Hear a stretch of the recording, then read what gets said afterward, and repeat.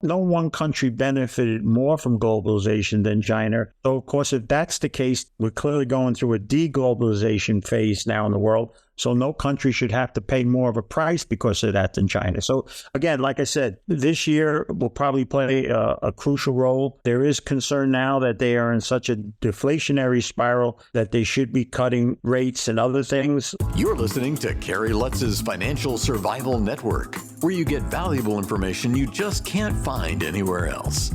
To thrive in today's trying times, you need the Financial Survival Network, now more than ever. Go to financialsurvivalnetwork.com and get your free newsletter and gift. Financial Survival Network, now more than ever. And welcome. You are listening to and watching the Financial Survival Network. I'm your host, Kerry Lutz. Well, it's exactly midway through January of 2024. We're touching base with our old friend, Peter Grandich. Find him at petergrandich.com. The link's in the show notes. If you've got a question, comment on our conversation or anything else, shoot me an email at kl@kerrylutz.com. Peter, great to have you back on the show. So you're looking into the future there, and what you're seeing is pretty bleak, isn't it?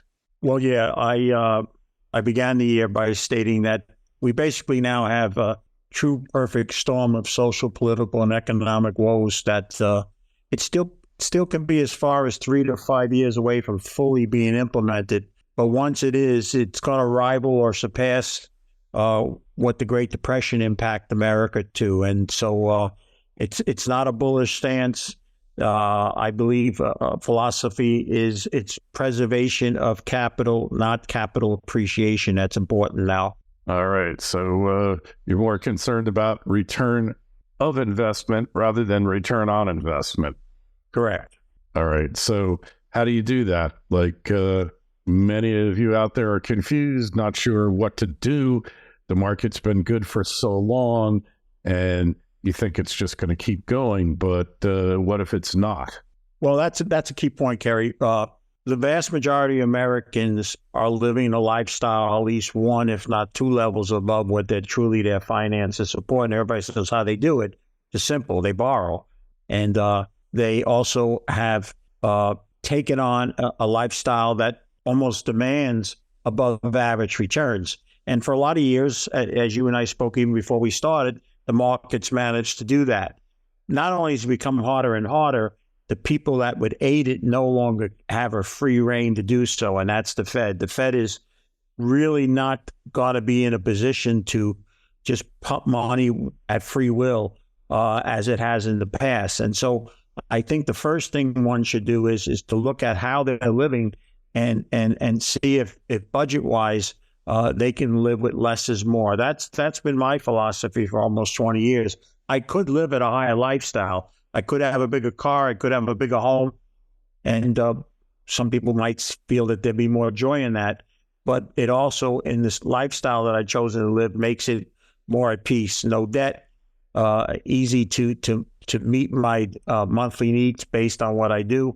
So I think that's the first order. Once that's done, then, of course, there are places where I don't want to be. And clearly, there's no question that even if you wanted to be in general equities, the U.S. stock market is so more overvalued than compatible companies outside the U.S. that if you need to or want to be in general equities, at least look outside the U.S. The U.S. market is not only frothy, it's highly, highly valued.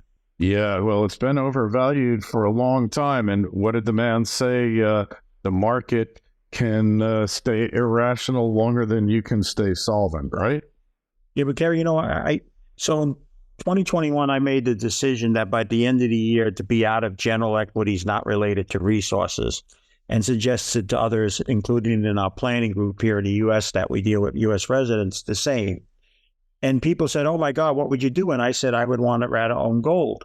And of course, gold is always going to be hated by the financial service industry. They treat it like kryptonite. And now it has even a new group of haters, the crypto nuts.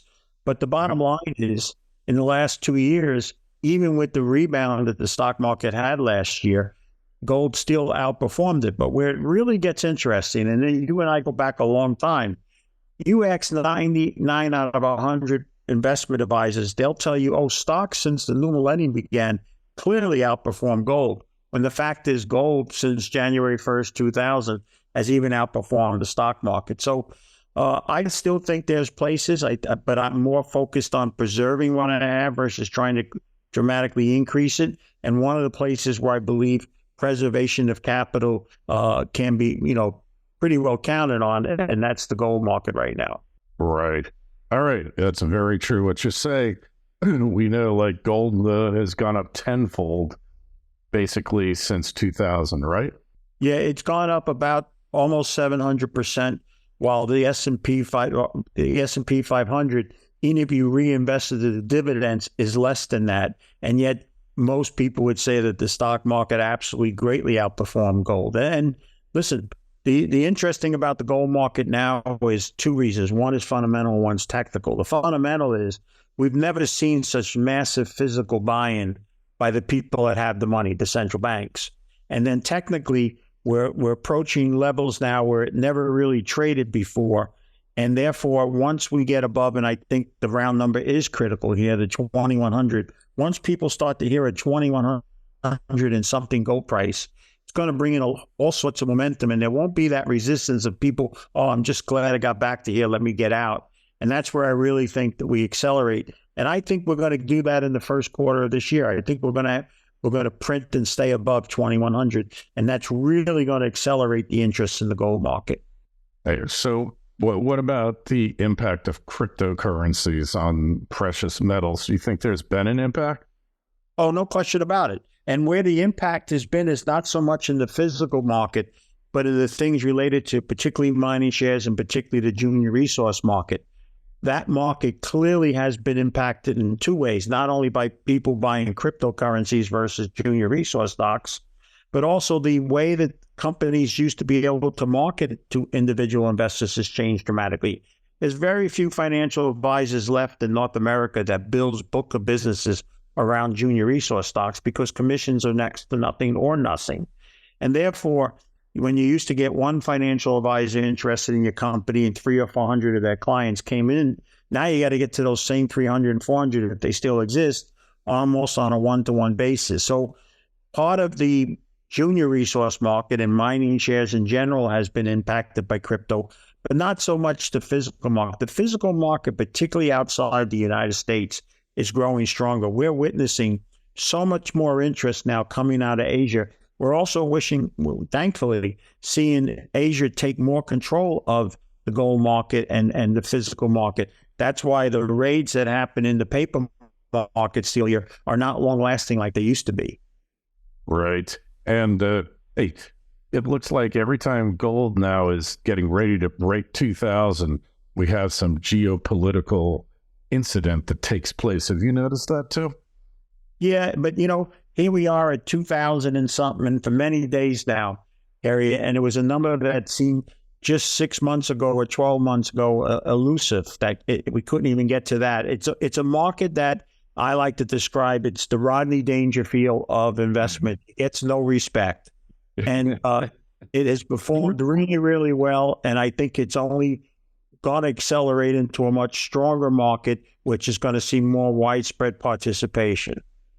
Hey, so, we talk about the Rodney Dangerfield of the investment world. You and I, dating ourselves a bit, we both remember him really well. I actually met him once. And, it's going to change for sure. But like, just the crypto's kind of taken all of gold's luster and run with it. And you have to wonder, is there something more behind it than just people having an infatuation with cryptos? Or is there something maybe nefarious, or I hate to be a conspiracy theorist, but, as it turns out, us conspiracy theorists have been right way more than we've been wrong here, Peter. No, I agree with that. But what's lost in this, I don't want to call it discussion because the crypto people don't want to have a discussion. It's 100% their way or the highway. But so much money has been lost in crypto. When you look outside of just Bitcoin and you look at just what happened in the last 3 years. So much money has been lost there. And also people like to bring up, well, look how much Bitcoin is up. It's true. But there weren't a lot of people participating when it was at those low prices. Much of the public came in at these levels we're at now or even higher. And that's just typical of a distribution pattern. And I don't see the embracing. Kerry, the first go around in Bitcoin a few years ago, it was all pushed about how everybody was going to use it instead of money. And every time somebody made an announcement, MasterCard or somebody's going to use it, that was another bullish reason. That never took hold. Now, the technology hasn't changed. It's still a very hard technology for all the things it's supposed to do. And what's really, really interesting is you have a guy like Larry Fink, who just a few years ago called it like every name in the book, wouldn't touch it with a 10-foot pole. The technology hasn't changed. Bitcoin now is the same as it was a few years ago, but suddenly he thinks it's the greatest thing since sliced bread. Why? Because they want to make money trading it through, exchange traded funds and so forth and so on. So I just continue to see a lot of hope and conjecture, but I don't see the reality and the usage of it, other than the fact that also, and you and I have been around the block, this mania that's in it, there's no room for discussion.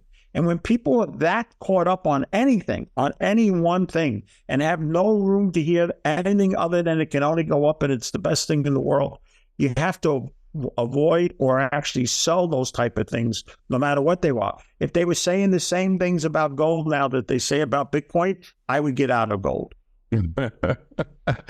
It's so true. It reminds you of the political discussion or lack thereof that's taking place in the country and the world right now, Peter. There's no room for discussion about anything anymore, is there? I think that's part of the crisis that's coming. I want to switch gears a little bit, talk about China. Initially, it looked like China was going to run the world. But now China's economy is collapsing so fast. Their Belt and Road Initiative, which many have called the bribe and rape initiative, is falling flat on its face. And their infrastructure that they were so proud of, spent trillions of dollars over the past 30, 40 years, seems to be collapsing faster than their stock markets. Is there a way back for China? Is this just disinformation being thrown out there by the West, or is there some truth to it? Well, we're old enough to remember that a lot of the descriptions of China in recent years were the descriptions given to Japan in the 70s and 80s.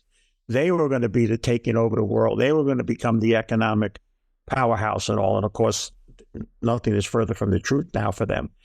I think the verdict is still out on China. I do think you bring up an important part, that China is not the slam dunk, nor, and this is very important if we believe on this coming financial crisis, let's not forget that back in 2008, they were one of the reasons the whole world didn't collapse, because they were strong enough economically to prevent and help support the stabilization, if that's what you want to call it, at that time. We never ridded ourselves of the financial problems at that point in time. But they're not in that same position to do that now. Although the formation of the BRICS and all of that is going to be something, again, that's going to be negative for the U.S. and negative for the dollar and all. But I think the jury is still out. I do think the interesting thing that's happening there is a switch to consumer-driven economy versus an exporting economy. And the more that they do that, the more the people there want more of 21st century lifestyle. They don't want to live under the communist rules. So we may be shocked to surprise that China, as we know it, will still exist, but the iron fist that runs it may not be able to keep running it in the way they did. But I still think the jury's out, Kerry, but you're right. This should be far more concerned about China now than we just had a few years ago. Yeah, I just find it interesting that, they seem to be in a protracted, multifaceted collapse, much like the West, but it looks like it's unfolding faster. And in 2008, they jumped in and they printed money and, used their dollar reserves to help bolster their domestic demand, which maybe did mitigate the collapse a bit, but perhaps they were just putting off the inevitable. But this multifaceted moral, ethical, infrastructure, economic, stock market, we could argue all day about the origins of a certain pandemic, but it becomes more and more obvious by the day it originated there with the help of certain individuals in our own power structure. But it looks like they're getting their comeuppance here in terms of just this collapse. I mean, you look at these tofu dreg construction projects they have, their high-speed rail, and it just seems like they cut a lot of corners to get where they are today, and maybe they cut too many. Well, it's very hard to look anywhere around the world and see strength, economic or what have you. Whether you look in Europe, good parts of Asia, there are, obviously India is coming from a much lower base, so it can look like it's growing. But one of the things that again has crippled, in a sense, a good part of the world is the amount of debt that the world has taken on. And nowhere is that more important now in the U.S. with 34 trillion in debt, going to 50 trillion. Paying our interest expense is going to become a major concern in the next couple of years. So again, you brought up one of many, many reasons not to be very enthusiastic about general equity markets, China being one of them. Yeah, there's so, and that demand that they're trying to facilitate through domestic shifted from international. You see hundreds of Western companies and Japan, Korean companies for that matter, Asian companies are abandoning China or decoupling. And I don't know if it has to do with the global health issue that they unleashed on the planet or whether there's just natural cyclical happenings there. But I do find it kind of interesting. It reminds me of the tale of Japan. 30 years ago, they were going to take over the world, and they've had the lost couple of decades here, Peter. Yeah, I spoke about that before, and no one country benefited more from globalization than China. So, of course, if that's the case, we're clearly going through a deglobalization phase now in the world. So no country should have to pay more of a price because of that than China. So, again, like I said, this year will probably play a crucial role. There is concern now that they are in such a deflationary spiral that they should be cutting rates and other things. Last night, they didn't do it in one of their bank rates, which gave some people more concern, and their market grew even weaker. So it is something, as you noted, very worth watching in the coming weeks and months. Yeah, it could very well just wind up adding fuel to the fire, right? Absolutely. All right, Peter, we still find you at petergrandich.com. Go sign up there for Peter's blog. If you got any questions or comments, kl@kerrylutz.com. You'll find a link to Peter's site in the show notes to this interview on financialsurvivalnetwork.com. Make sure you sign up for your free newsletter. Peter, great getting in touch with you again, talking to you, and we'll definitely be talking to you soon again. Thank you very much, Kerry. Thanks for listening to Kerry Lutz's Financial Survival Network, your solution to today's trying times. For the latest, go to financialsurvivalnetwork.com. Financial Survival Network, now more than ever.